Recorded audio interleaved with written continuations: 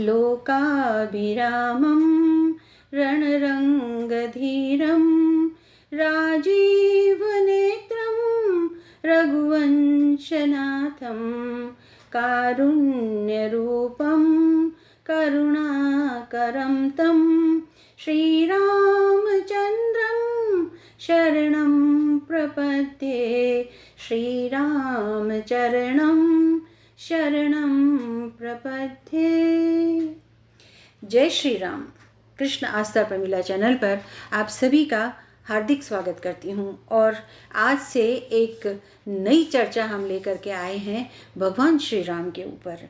संक्षेप में श्री रामचंद्र जी के संपूर्ण चरित्र का वर्णन सुनेंगे।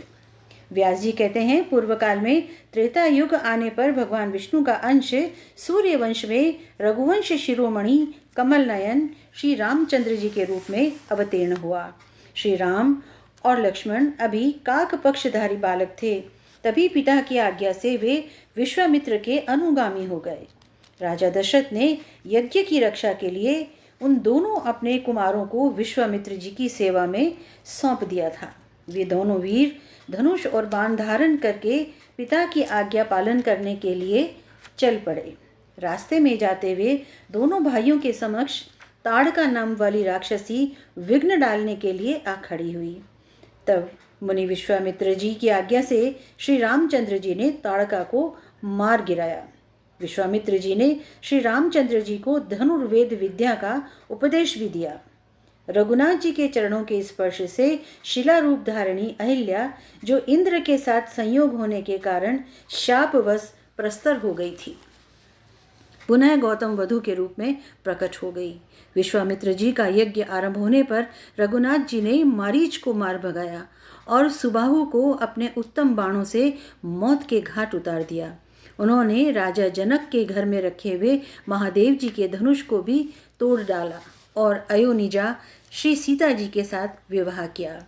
जब वे अयोध्या को लौटने लगे तब रास्ते में भगवान परशुराम जी मिले। उन्हें जीत करके श्री रामचंद्र जी सीता के साथ घर वापस आए।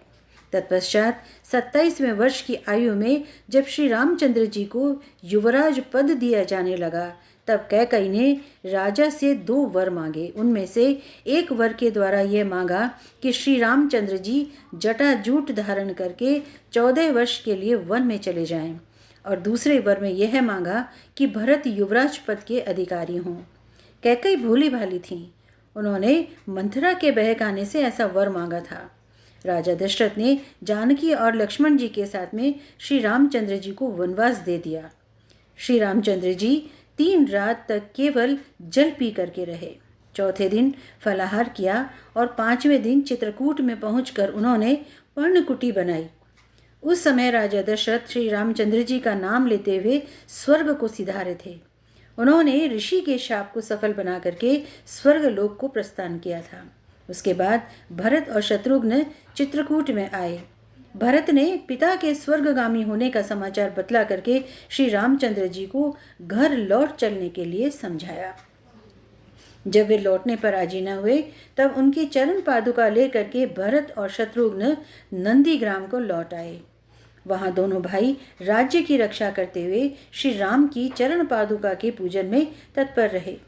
श्री रामचंद्र जी महात्मा अत्रि से मिलकर के दंडकारण्य में आए और राक्षसों का वध आरंभ किया। सबसे पहले विराध मारा गया। उसके बाद 12.5 वर्षों तक श्री रामचंद्र जी पंचवटी में टिके रहे। वहां पर उन्होंने लक्ष्मण जी के द्वारा शूर्पणखा नामक राक्षसी को भी कुरूप कर दिया। जानकी जी के साथ वन में विचरते हुए श्री रामचंद्र जी के आश्रम के समीप भयंकर राक्षस रावण आया। वह सीता का अपहरण करने के लिए आया था। माघ मास के कृष्ण पक्ष की अष्टमी तिथि को वृंद मुहूर्त में जब राम और लक्ष्मण दोनों आश्रम से बाहर चले गए थे, दशमुख रावण ने सीता को अकेली पा करके हरण किया। रावण पहले मरीच के आश्रम पर गया। मारीच मृगरूप में आकर के लक्ष्मण सहित राम को दूर हटा दिया और श्री रामचंद्र जी ने मृगरूपधारी मारीच को मार डाला और पुनः लौटकर आश्रम में आए। तब उसे सीता से रहित एवं सूना पाया। उधर सीता रावण के द्वारा हरी जाने पर कुकरी की भांति विलाप करने लगी। हाँ राम, मुझे राक्षस हर कर ले जा रहा है, आप आकर मुझे बचाइए, मेरी रक्षा कीजिए। जैसे भूखा बाज चित्कार करती हुई चिड़िया को उठा ले जाता है, वैसे ही राक्षस रावण जनक नंदिनी सीता को हर करके लिए जा रहा था। यह समाचार सुन करके पक्षीराज जटायु ने राक्षस राज रावण से युद्ध किया।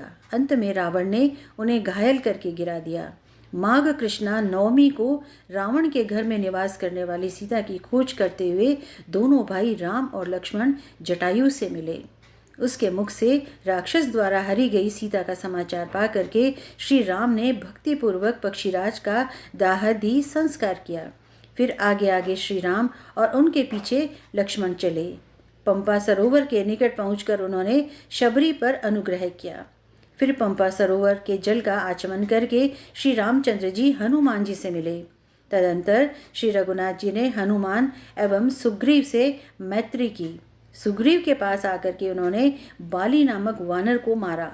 तत्पश्चात श्री रामचंद्र जी ने अपनी प्राणवल्लभा सीता जी की खोज के लिए हनुमान आदि प्रमुख वानरों को भेजा। हनुमान जी श्री राम की अंगूठी लेकर के गए। 10वें महीने में संपाति ने हनुमान जी को सीता का पता बताया।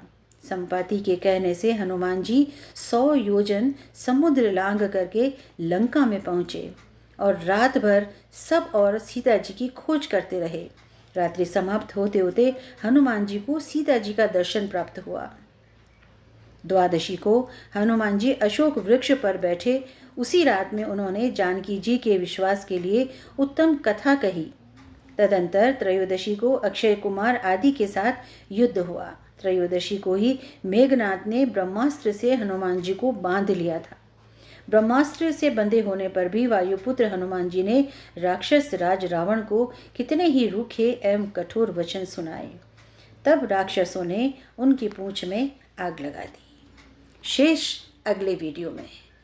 अनेक मंगल कामनाओं के साथ मिलते हैं। तब तक के लिए आप सभी को जय श्री राम, जय हनुमान।